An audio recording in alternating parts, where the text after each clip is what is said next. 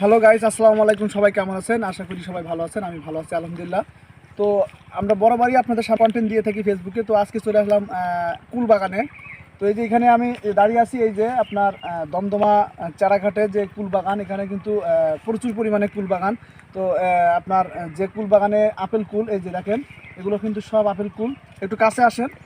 এই যে এগুলো সব কিন্তু বড় বড় আপেল কুল।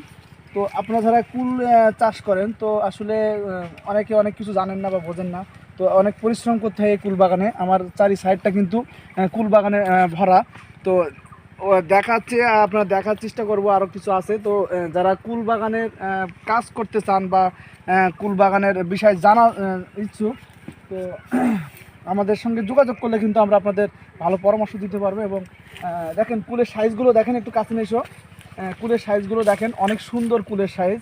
তো এই আপেল কুল কিন্তু অনেক বাইরে যায়, এই কুলগুলো কিন্তু আমাদের বাংলাদেশ